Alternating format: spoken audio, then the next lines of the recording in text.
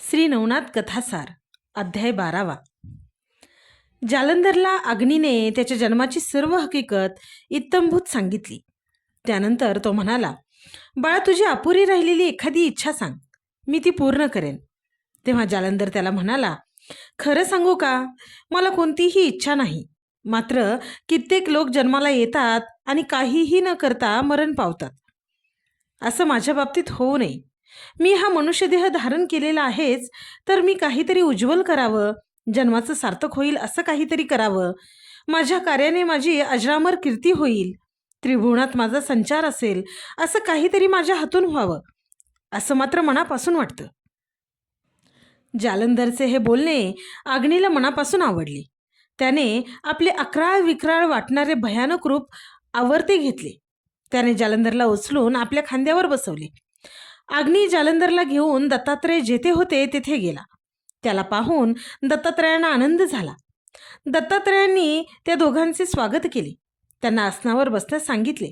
ते अग्नीला म्हणाले, अहो अग्निदेवा, आज कशी काय माझ्यावर एवढी कृपा झाली? आज इकडे कोणत्या उद्देशाने येणे केले? हा तुमच्याबरोबर कोण आहे?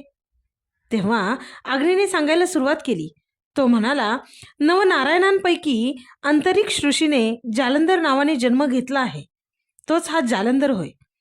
मदन जळून खाक झाला तरी शिवतेजाने युक्त असलेला मदनाचा काही भाग माझ्या ठायी होता.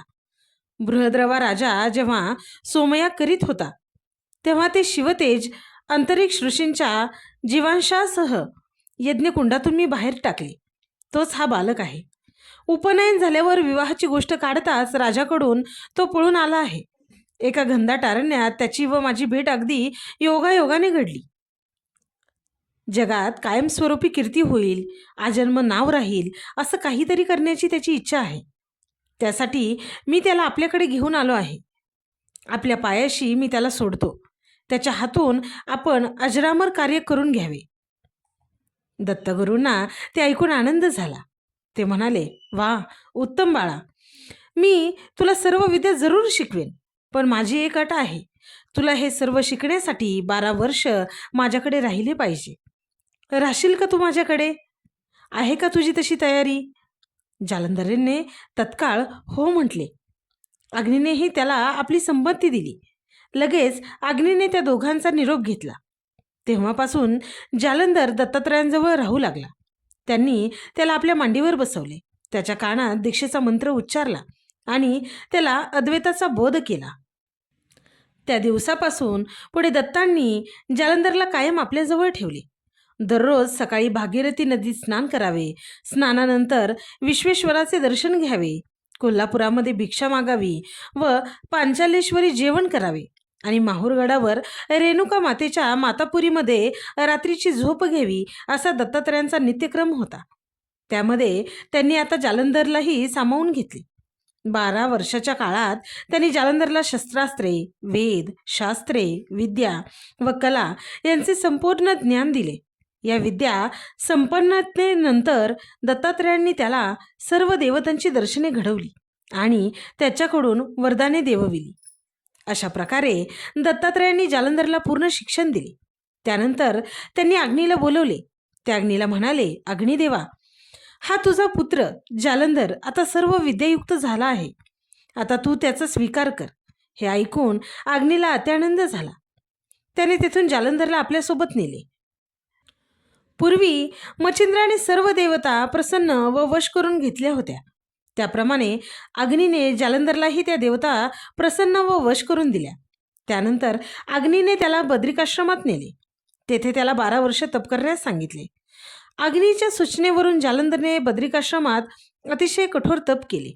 ब्रह्मा, विष्णू, महेश म्हणजेच शंकर यांनी त्याला त्याचे तप परिपूर्ण झाल्याचे सांगितले.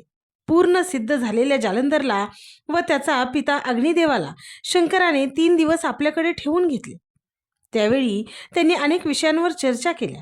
तेव्हा शंकराने त्यांना एक गोष्ट ऐकवली.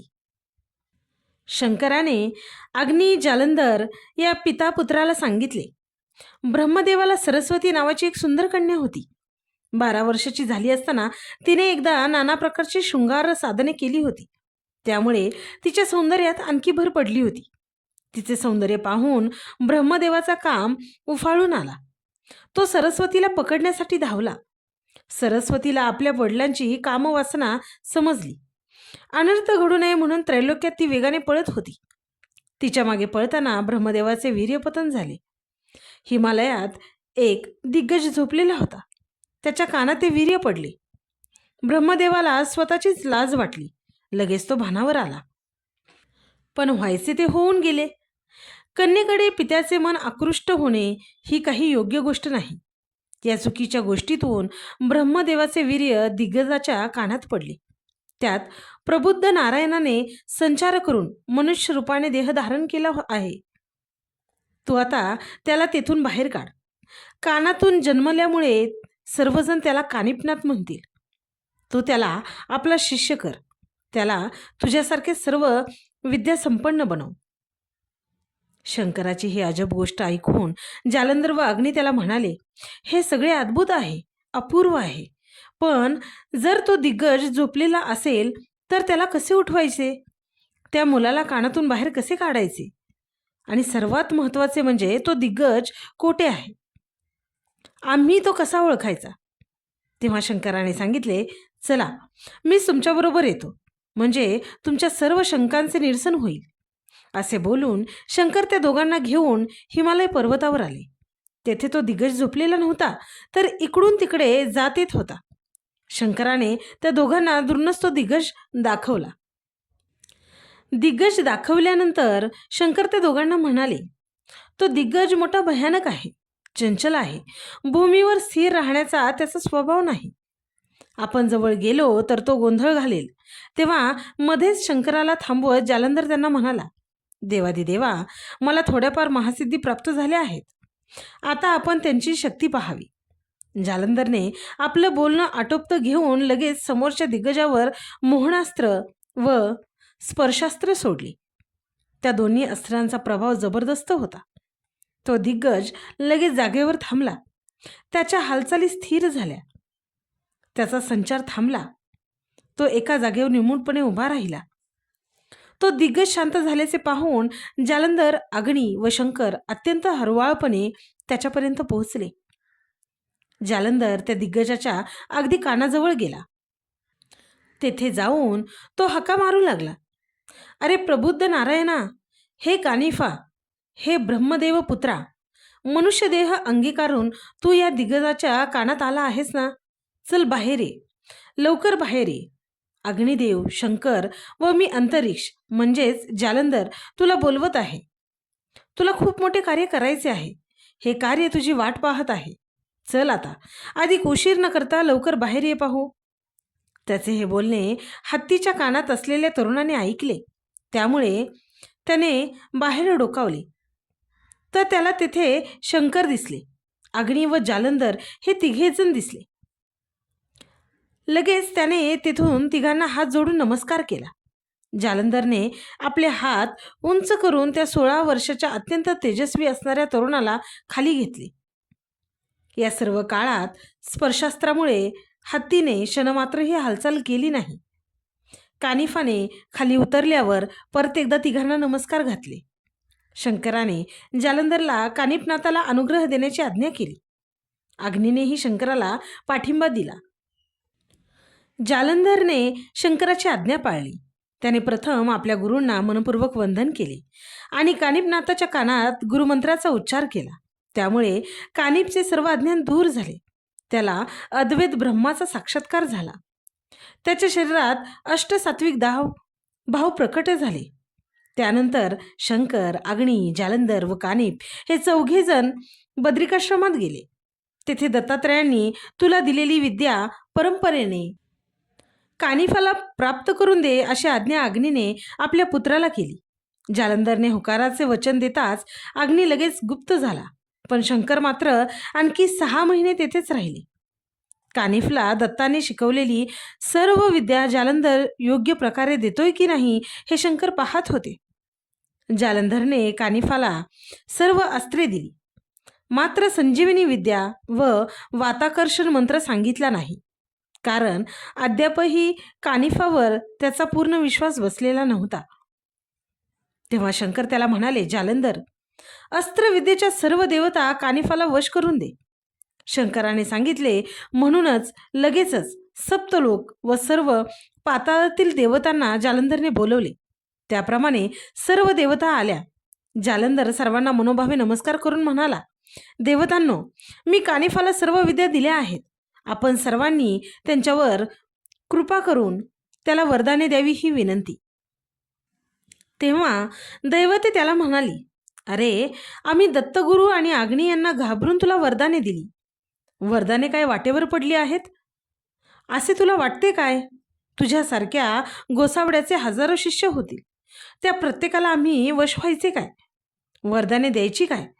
तू आम्हाला चांगले म्हण वा वाईट म्हण, आम्ही याला वश होणार नाही, वरदाने देणार नाही, चाललो आम्ही. असे म्हणून सर्व देवता विमानात बसून जाऊ देखील लागल्या. जालंधरला हा स्वतःचा मोठा अपमान वाटला. तो खूप चिडला.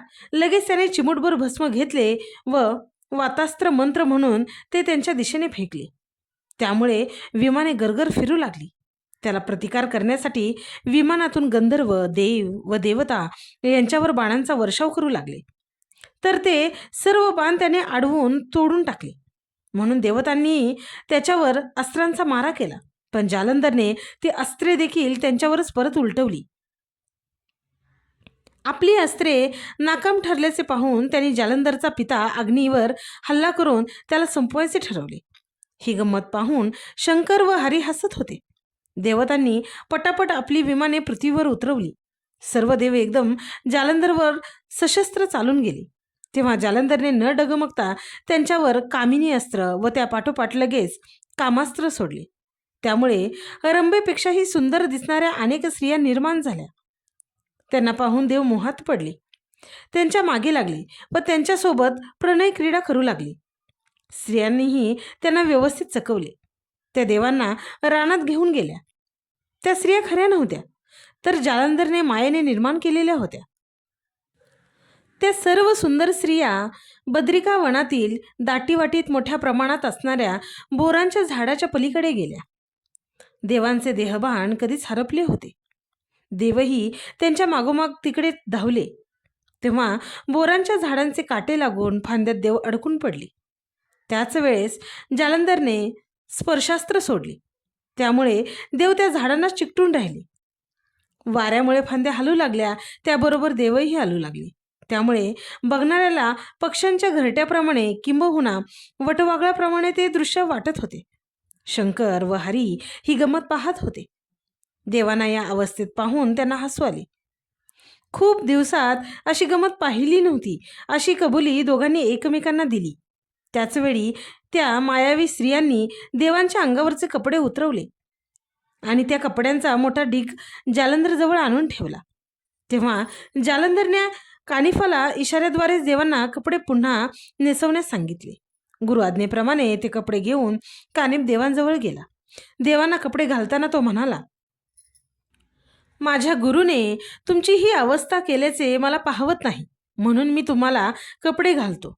लज्जित झालेले देव कानिफाच्या या कृतीने त्याच्यावर प्रसन्न झाले.